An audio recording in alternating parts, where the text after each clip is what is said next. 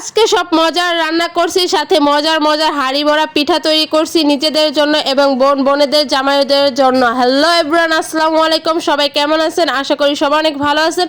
আল্লাহর রহমতে আমিও ভালো আছি। তো আজকে সকাল থেকে আমি অনেক ব্যস্ত, কারণ সারাটা দিন আমার এই কাজ করতে করতেই চলে গেছে। প্রথমে আমি এই যে ফ্রিজ থেকে মাংসগুলো বের করে ভিজাতে দিয়েছিলাম, মাংসগুলো ভিজা শেষ হয়ে গেছে, এখন এগুলো কুটে এখানে এক টুকরা গরু গোস্ত বের করছিলাম। তারপর গরু গোস্তগুলোকে কেটে পিস পিস করে তারপরে এগুলো সুন্দর করে ধুয়ে এখন এগুলো দিয়ে সংসার পিঠা তৈরি হবে। দিকে আগে গরু গোস্তগুলো ভালো করে মাখিয়ে হলুদ দিয়ে মাখিয়ে এগুলো সিদ্ধ করার জন্য আমি চুলার উপরে বসিয়ে দিলাম। তারপর অন্য কাজ শুরু করলাম। ওইদিকে আবার মুরগির মাংস ভিজাইছিলাম, ওগুলো কুটে বেছে ধুয়ে নিয়েছি। এইদিকে গরু গোস্তটা সিদ্ধ দিয়ে দিচ্ছি চুলার উপরে।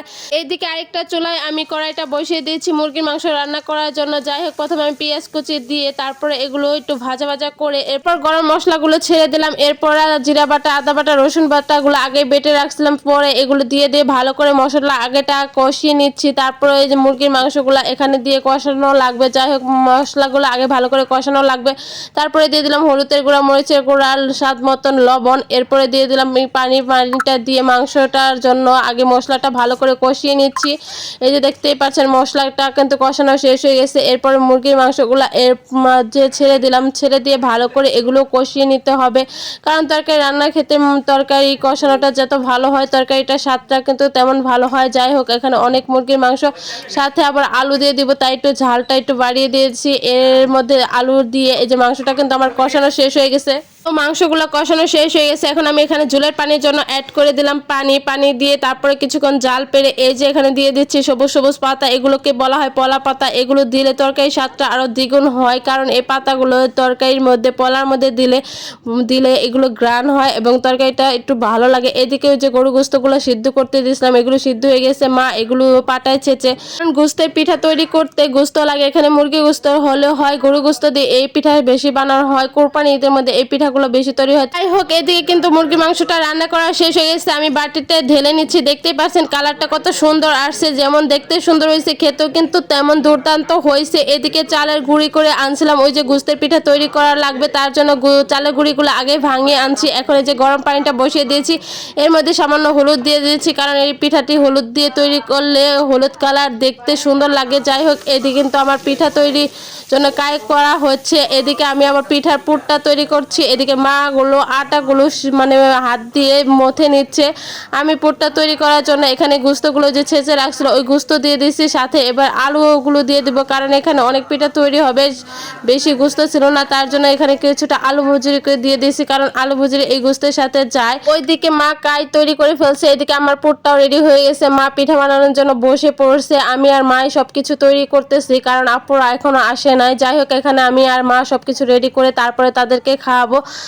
মা কিন্তু পিঠা বানাচ্ছে, আমি এইদিকে পিঠাগুলো ভাজার জন্য বসে পড়ছি। মা একটা একটা করে সবগুলো পিঠা বানাচ্ছে। এই পিঠা কাটতে বাঁশের সিলকা বা চাকু দিয়ে কাটলে ভালো হয়, আর এই পিঠায় যে বাঁশের খাল দিয়ে কাটলে মানে এটা বলা হয় বাঁশের সিলকা, এই সিলকা দিয়ে কাটলে পিঠাগুলো সুন্দর করে কেটে যায়।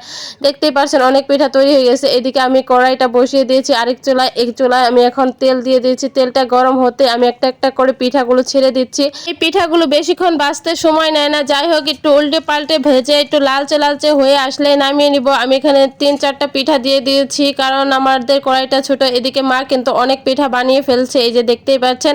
আমি এদিকে ভাজতেছি। পিঠাগুলো কিন্তু প্রায় হয়ে এসেছে, এখন নামিয়ে নিলে হয়ে যাবে। পিঠা কিন্তু দেখতে খুবই সুন্দর লাগছে।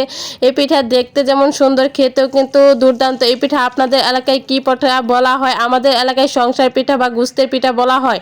যাই হোক, এই পিঠায় কিন্তু আমি একটা ছোট্ট রিলস ছাড়ছিলাম, ওখানে বলা হয়েছিলাম সংসার পিঠা। আপনারা অনেকেই সংসার পিঠার নামে চিনেন না, এটাকে গুস্তের পিঠা বলা হয়। আপনাদের এলাকায় কি পিঠা বলা হয় অবশ্যই আমার কমেন্ট বক্সে বলবেন।